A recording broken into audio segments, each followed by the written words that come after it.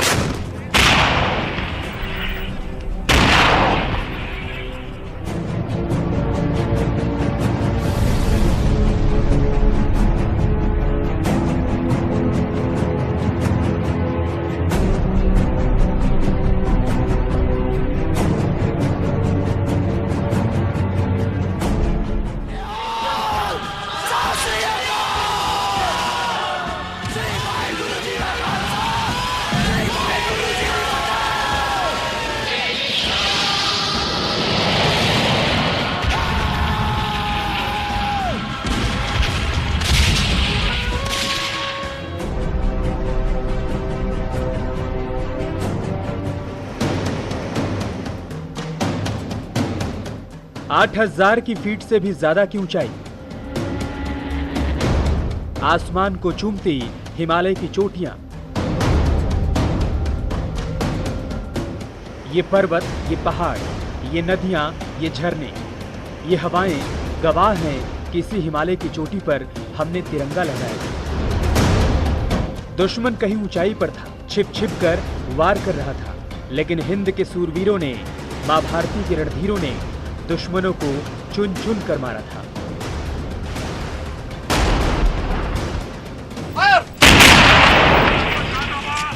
आज करगिल विजय दिवस के 21 साल पूरे हो गए हैं। इसी दिन पाकिस्तानी घुसपैठियों को भारतीय सेना ने नेस्तनाबूद कर दिया था।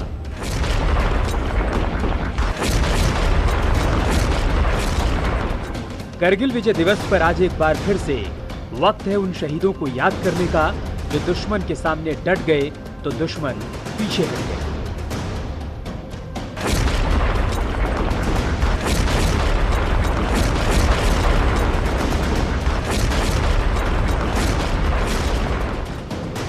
कैसे हिंदुस्तान की सेना ने पाकिस्तानी घुसपैठियों को खदेड़ा था, कैसे भारत ने टाइगर हिल पर तिरंगा लहराया था। 26 जुलाई 1999 की असल कहानी आज हम बताएंगे। मतलब ब्रिगेड की तरफ से ये हुक्म मिला था कि आप जो है तुर्तुक सब सेक्टर में जाएंगे और .5220 को कैप्चर करेंगे। पाकिस्तान को गुमान था, अमेरिका पर अभिमान था कि अमेरिका उसके साथ है तो क्या कर लेगा हिंदुस्तान। लेकिन हिंद के जांबाजों ने क्या किया वो उस वक्त दुनिया ने देखा था।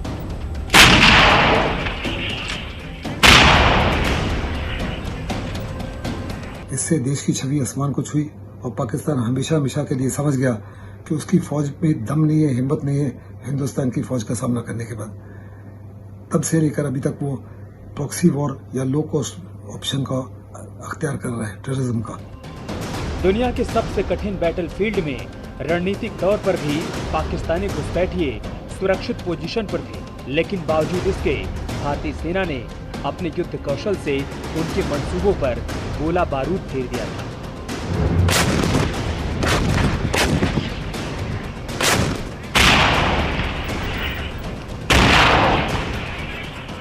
और इस बारी दुनिया का सबसे मुश्किल बैटलफील्ड था।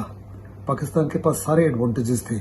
वो हाइट्स पे था, उसके मोर्चे मजबूत थे, हम ओपन में थे और अपहिल अटैक कर रहे थे। करगिल की इस विजय गाथा में बात इसकी भी होगी, इन 21 सालों में कितनी बदली हिंदुस्तान की सेना के सामने तब कितनी चुनौतियां थीं और अब कैसी है भारतीय सेना की साख।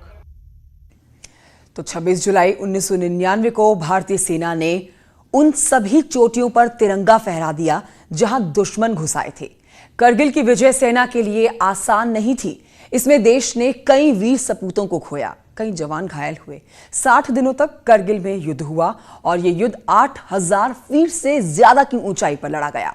करगिल में पाकिस्तान की घुसपैठ और हिंदुस्तान की जय जयकार की पूरी कहानी आज उन जांबाजों से सुनिए जिन्होंने इस युद्ध को लड़ा और दुश्मन का खात्मा किया।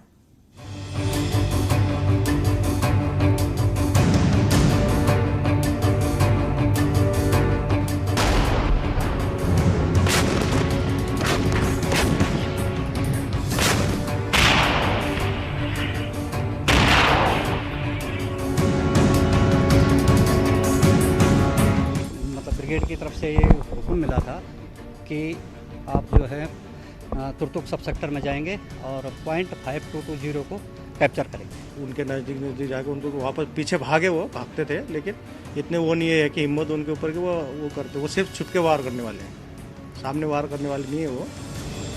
दुश्मन अगर सामने हो तो युद्ध का मजा ही कुछ और है। जिन जाबाजों ने कारगिल में दुश्मनों का सामना किया, उनको सिर्फ उसी बात का डर था कि दुश्मन कायर है, वो सामने से नहीं छुप के वार करता था। करगिल विजय दिवस के इस मौके पर हमने फैसला किया क्यों ना इस दिन सीधे उन जाबाजों से मिले जिन्होंने दुर्गम पहाड़ियों के बीच इस युद्ध को लड़ा और जीत हासिल की।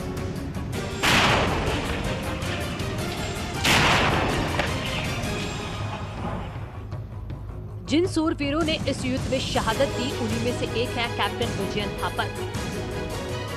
कैप्टन थापर की जाबाजी की कहानी भी बताएंगे और ये भी बताएंगे कि अभी कैप्टन थापर का परिवार कैसा है।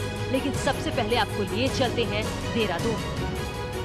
ये हवलदार राजेश हैं, उनके बगल में अरविंद सिंह थापा और ये सूबेदार देवेंद्र भट्ट। इन योद्धाओं ने करगिल के युद्ध को जीता है। ये वो सिपाही हैं जिन्होंने 8000 फीट की ऊंचाई पर छिपे दुश्मन का सामना सीना तान के किया। तुर्तुक सब सेक्टर में थे।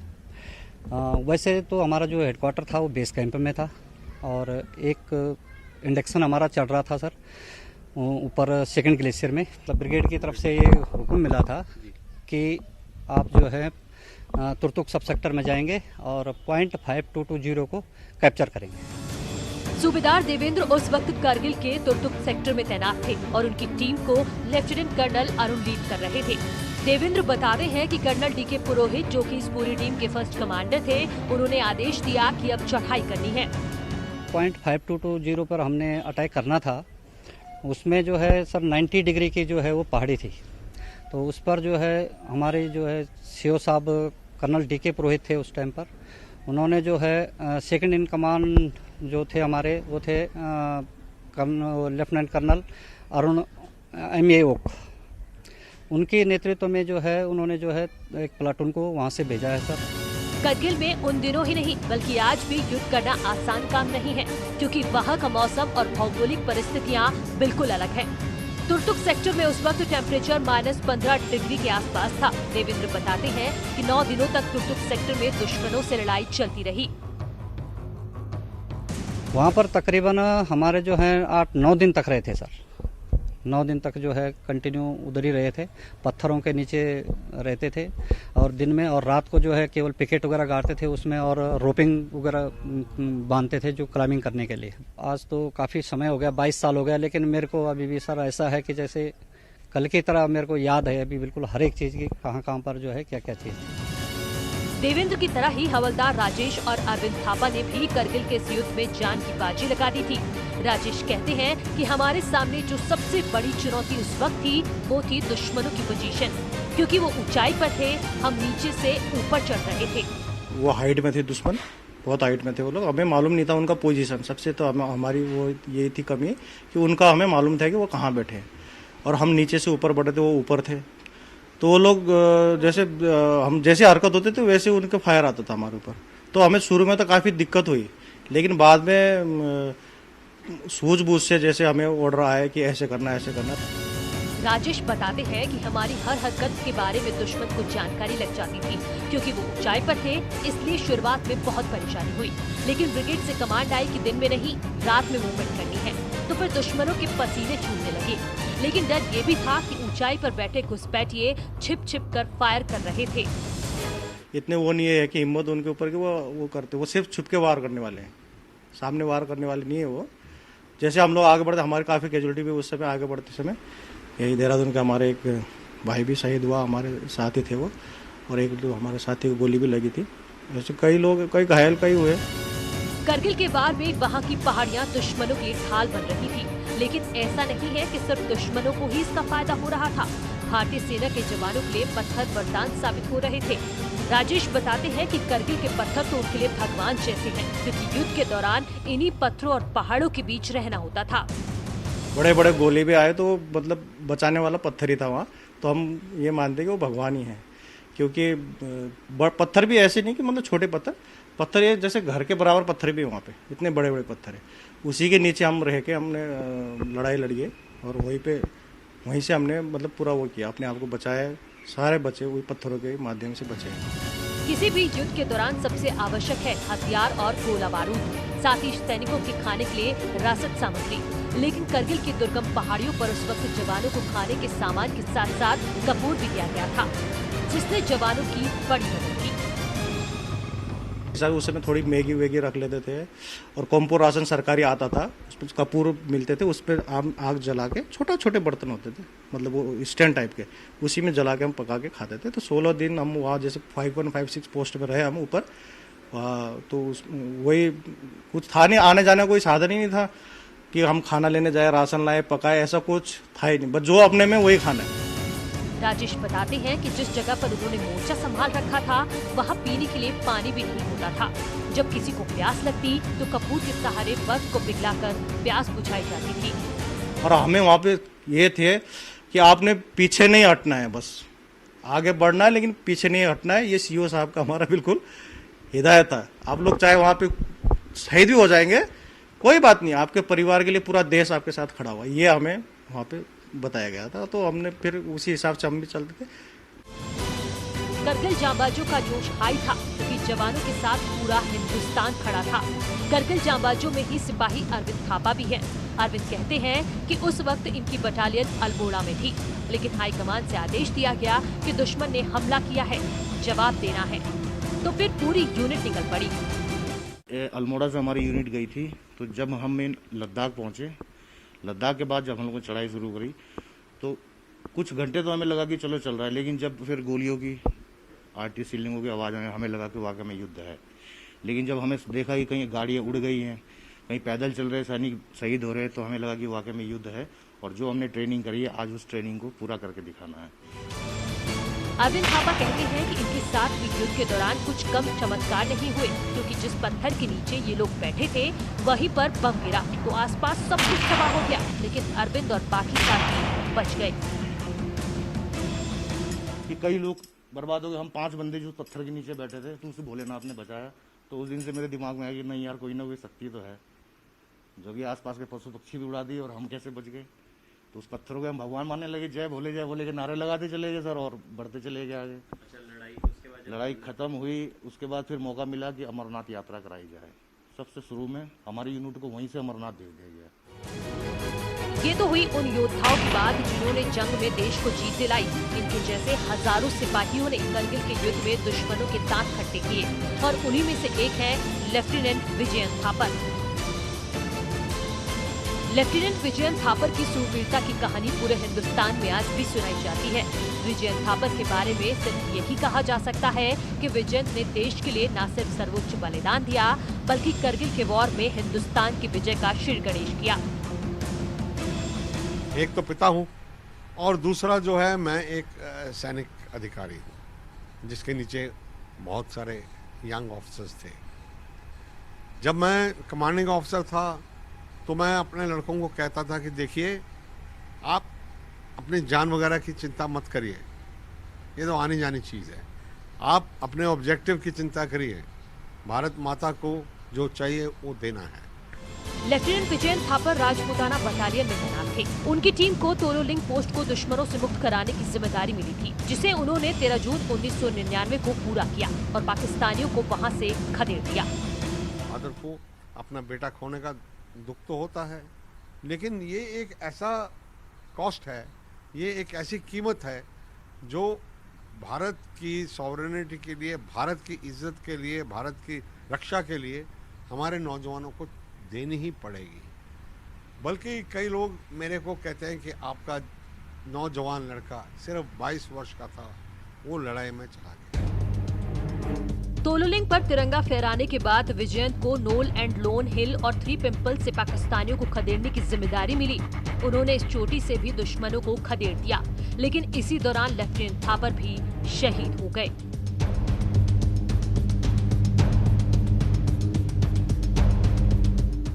विजयंत थापर का पूरा परिवार ही फौजी है। उनके दादा परदादा भी फौज में थे और उनके पिता वीएन थापर भी आर्मी में कर्नल थे, जो अब रिटायर हो चुके हैं। विजयंत का परिवार नोएडा में रहता है। नोएडा में उनके नाम से एक सड़क भी है, जो यहाँ आने जाने वालों को शहीद की याद दिलाती है। विजयंत के पिता वीएन थापर ने किताब लिखी है, जिसमें विजयंत के बारे में पूरी जानकारी दी है। करगिल विजय दिवस के 21 साल हो गए हैं। ये चौथी बार था जब हमारी सेना ने पाकिस्तान को हराया था। जिस वक्त ये युद्ध लड़ा गया था, उस वक्त जियोपॉलिटिक्स भारत के पक्ष में नहीं थी। अमेरिका पाकिस्तान के साथ खड़ा था और भारत पर अंतर्राष्ट्रीय दबाव बनाया जा रहा था। पाकिस्तान को साफ तौर पे कहा कि उसको एग्रेशन वकेट करना पड़ेगा, और अगर वकेट नहीं करता तो हम उसको मार भगाएंगे। और तमाम प्रेशर के बावजूद भी बिल क्लिंटन के माध्यम से प्रेशर हो रहा था कि पाकिस्तान को कुछ हिस्सा दे दो, कुछ कॉम्प्रोमाइज करो, लेकिन अटल बिहारी वाजपेयी ने कहा किसी प्रकार का कोई भी कॉम्प्रोमाइज नहीं होगा। एग्जैक्टली आज नरेंद्र मोदी चाइना को कह रहे हैं, चाइना को स्टेटस को मेंटेन करना पड़ेगा। उस वक्त अटल जी के सख्त इरादों ने पाकिस्तान के नापाक इरादों को ध्वस्त कर दिया था, और अब रक्षा विशेषज्ञ कह रहे हैं कि मौजूदा वक्त में चीन के साथ भी इसी तरह से पेश आने की जरूरत है, जो केंद्र की मोदी सरकार कर रही है। बहुत काफी बड़े बदलाव हैं। अगर आपको याद होगा तो 1984 बोफोर्स कैंप के बाद में किसी प्रकार का कोई नया इक्विपमेंट हिंदुस्तान में नहीं आया था। जब से ये सरकार आई है, बहुत नए प्रकार के इक्विपमेंट हिंदुस्तान में, नए हवाई जहाज आए हैं, नए सबमरीन्स आ रहे हैं, नए सर्वेलेंस एयरक्राफ्ट आ रहे हैं, नए ड्रोन्स आ रहे हैं, नए आर्टिलरी वेपन्स आए हैं, नए हेलीकॉप्टर्स आए हैं, अपाची आया है, चिनूक आया है। करगिल युद्ध से लेकर अब तक भारत की सैन्य शक्ति में बड़ा इजाफा हुआ है। आज हमारे पास कई एडवांस फाइटर जेट हैं, C-70 जैसे मालवाहक विमान हैं, तो वहीं चिनूक जैसे हेलीकॉप्टर्स हैं, जो किसी भी सतह और विपरीत मौसम में भी अपना काम कर सकते हैं। खास बात यह है कि राफेल विमानों ने भारतीय सेना को और भी मजबूती दी है।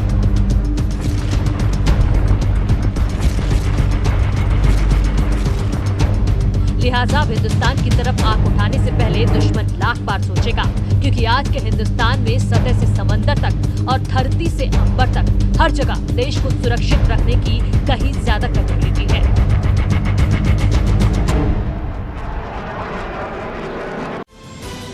करगिल जांबाजों का जोश हाई था, क्योंकि जवानों के साथ पूरा हिंदुस्तान खड़ा था।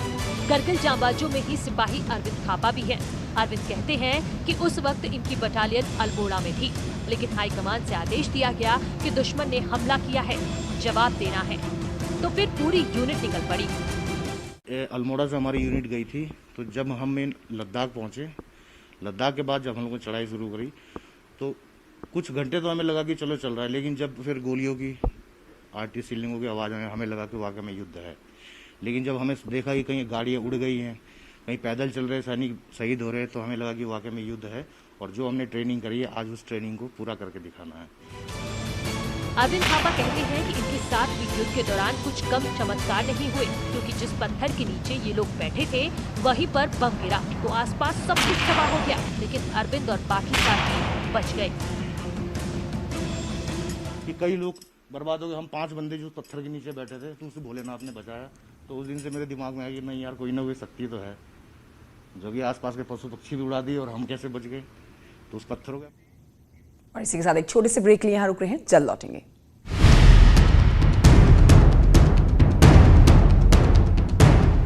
KR Mangalam University, an